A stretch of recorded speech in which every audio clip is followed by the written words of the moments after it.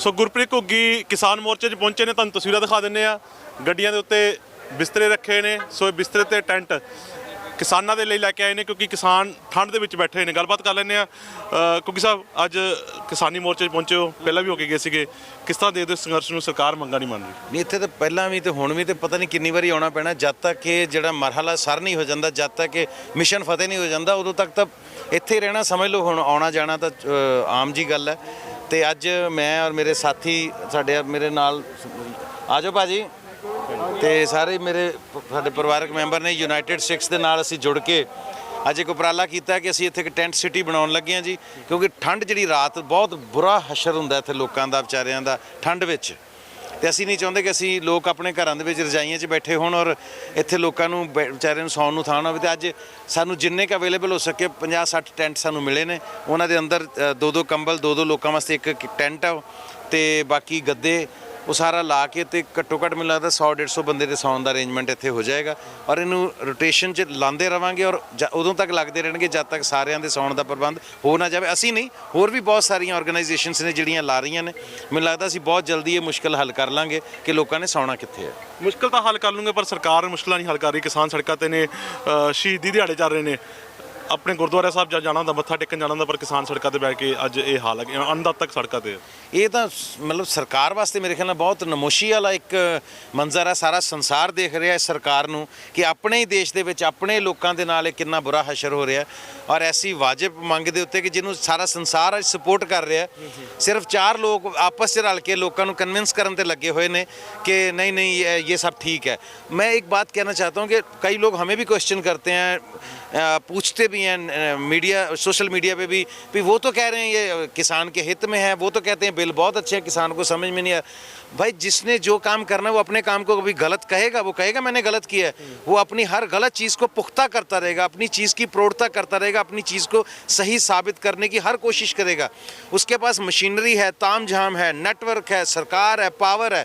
वो तो कहेगा कि मैं जो कर रहा हूँ सबसे अच्छा काम कर रहा हूँ, लेकिन अंदर उसे पता है कि मैं जो कर रहा हूँ उससे किसान मर रहा है। आप किसान के बच्चे के मुँह से निवाला छीन के कॉरपोरेट को आप देना चाह रहे हो, तो ये कौन सी मतलब आप भलाई कर रहे हो किसान की?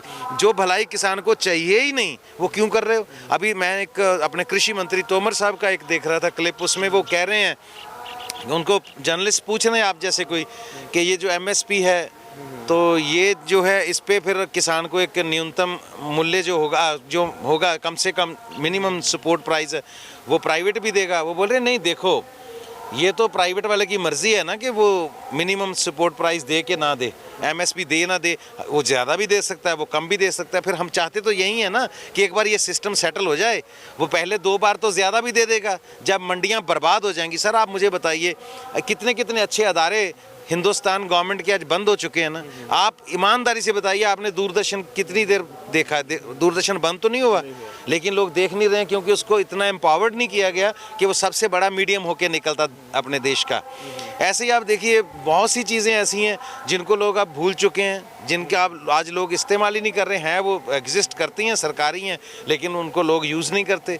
आपका BSNL ही बर्बाद हो गया, सारी प्राइवेट नेटवर्किंग जितनी है वो सब चल रही है, तो उसको बर्बाद ऐसे कर दो। उसको आज ये भी है कि प्राइवेट सेक्टर जा रहा है, वो सारा कुछ BSNL रेलवे प्राइवेट सेक्टर जा रहा है, विरोध है। तो वही कह रहा हूँ ना सर, जब आप हर चीज़ उनको दे रहे हो, प्राइवेट कर रहे हो, और सरकारी को इतना आपने पावर कम कर दिया कि लोग आपका इतने लोग खड़े हैं। ईमानदारी से बता दो, आपको कसम है अपने परिवारों की, BSNL कौन कौन यूज़ कर रहा है आप में से? एक। हाँ, वो झूठ नहीं बोले। देखो सरदार जी ईमानदार हैं, वो एक बंदा कर रहा है, लेकिन 100 में से एक बंदा कह रहा है कि मैं कर रहा हूँ, तो 99 लोग तो शिफ्ट हो गए ना प्राइवेट। तो उनकी पावर इतनी कम कर दो कि लोग ऐसी मंडियों के साथ होगा, मंडियों पे शिकंजा इतना कसा जाएगा। और प्राइवेट बोलेगा, जैसे जियो आया था तो 1 साल के लिए फ्री था, लोग सारे उस पर शिफ्ट हो गए। अब सबसे महंगा कर दो, चाहे कौन पकड़ने वाला है आपको। ऐसे ही मंडियों को बर्बाद करने के लिए पहले आप कस्टमर को 2 साल 3 साल ज़्यादा पैसा दो। जब मंडियों के आड़ती और लोग अपना काम बदल लें, वहाँ पे कोई पंक्चर की दुकान खोल ले, कोई चाय की दुकान खोल ले, कोई अपना वहाँ पे जनरल स्टोर खोल ले, जब आड़त का काम छोड़ दे तो एक बंदा प्रोक्योरमेंट करके बैठ जाएगा। हाँ बताओ भाई, कनक चाहिए तो ये रेट में मिलेगी। अब एक बॉस हो जाएगा कनक का। सर आप कॉलगेट करते हैं, मतलब ब्रश करते हैं सुबह, आप जब टूथपेस्ट लेने जाते हैं MRP लिखा होता है, नमक के पैकेट पे भी MRP लिखा होता है, माचिस पे भी MRP लिखा होता है। एक किसान के क्यों ऐसा भाग्य है कि वो जो पैदा करता है उस पे MRP नहीं लिखा होता? वो नहीं कह सकता भाई ये कनक मैंने पैदा की है तो इसकी MRP ये है।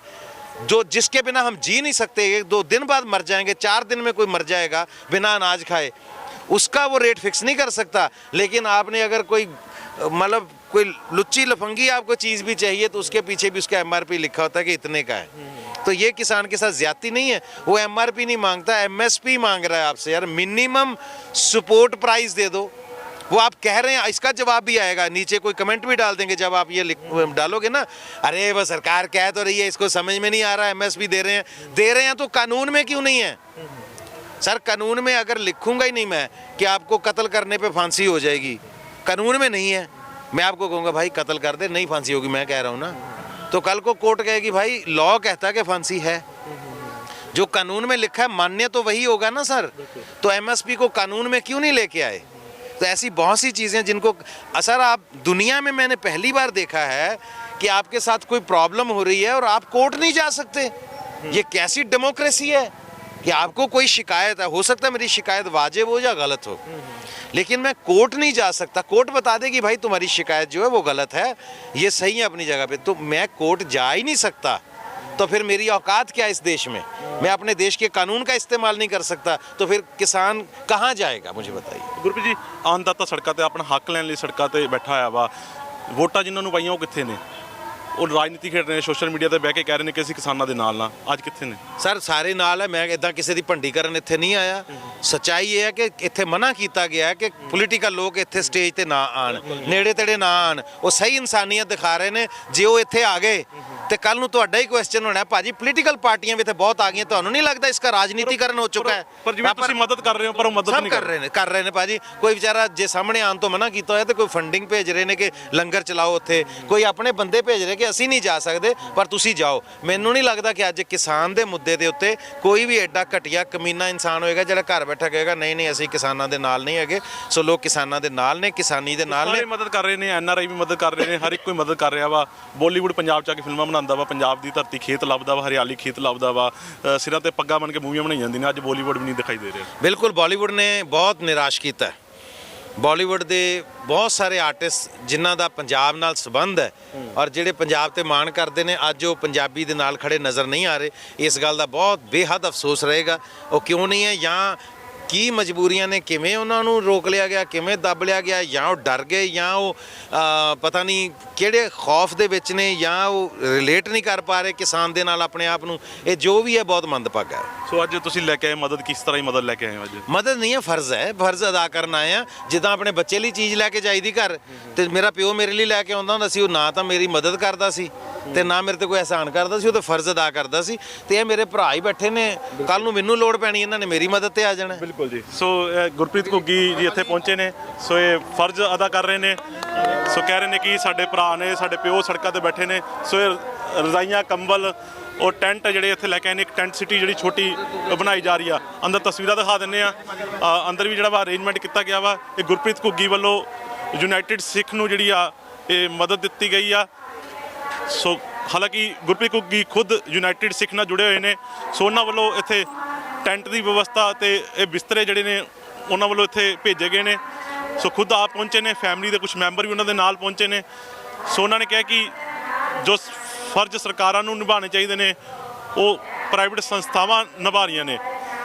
ਸੋ ਤਸਵੀਰਾਂ ਤੁਹਾਨੂੰ ਅਸੀਂ ਦਿਖਾ ਰਹੇ ਹਾਂ ਟੈਂਟ ਸਿਟੀ ਦੀਆਂ, ਜਿੱਥੇ ਟੈਂਟ ਸਿਟੀ ਬਣਾਈ ਜਾ ਰਹੀ ਆ। ਇਹ ਗੱਦੇ ਕਿਸਾਨਾਂ ਲਈ ਨੇ ਕਿਉਂਕਿ ਅੱਗੇ ਠੰਡੀਆਂ ਰਾਤਾਂ ਜਿਹੜੀਆਂ ਉਹ ਚੱਲ ਰਹੀਆਂ ਨੇ, ਠੰਡ ਬਹੁਤ ਹੈਗੀ ਆ, ਤਾਂ ਕਿਸਾਨਾਂ ਦੇ ਲਈ ਇੱਕ ਫਰਜ਼ ਅਦਾ ਕਰ ਰਹੇ ਨੇ। ਸੋ ਗੁਰਪ੍ਰੀਤ ਘੁੱਗੀ ਨਾਲ ਗੱਲਬਾਤ ਕੀਤੀ, ਜਿਵੇਂ ਕਿ ਉਹਨਾਂ ਨੇ ਦੱਸਿਆ ਕਿ ਇਹ ਮਦਦ ਜਿਹੜੀ ਆ ਇੱਕ ਫਰਜ਼ ਦੇ ਤੌਰ ਤੇ ਆ। ਸਾਰੇ ਭਰਾ ਸਾਡੇ ਨੇ, ਕਿਉਂਕਿ ਇੱਥੇ ਪਿਓ ਵੀ ਸਾਡਾ ਵਾ, ਇੱਥੇ ਭਰਾ ਵੀ ਸਾਡੇ ਨੇ। ਕੱਲ ਲੋੜ ਉਹਨਾਂ ਨੇ ਕਿਹਾ ਕਿ ਮੈਨੂੰ ਵੀ ਪੈਣੀ ਹੈ। ਸੋ ਬਾਲੀਵੁੱਡ ਤੇ ਵੀ ਉਹਨਾਂ ਨੇ ਨਿਰਾਸ਼ਾ ਜਿਹੜੀ ਆ ਉਹ ਵੀ ਜਤਾਈ ਆ। ਕੈਮਰਾਮੈਨ ਗੁਰਦੇਵ ਦੇ ਨਾਲ ਨਰਿੰਦਰ ਬੇਹੰਦੂ, ਜਗਬਾਣੀ ਟੀਵੀ। ਪੰਜਾਬੀ ਸਿਨੇਮਾ ਤੇ ਸੰਗੀਤ ਜਗਤ ਦੀ ਹੋਰ ਲੇਟੈਸਟ ਅਪਡੇਟਸ ਲਈ ਸਾਡਾ ਫੇਸਬੁੱਕ ਪੇਜ ਬਾਲੀਵੁੱਡ ਤੜਕਾ ਪੰਜਾਬੀ ਲਾਈਕ ਕਰੋ ਤੇ YouTube ਚੈਨਲ ਸਬਸਕ੍ਰਾਈਬ ਕਰੋ।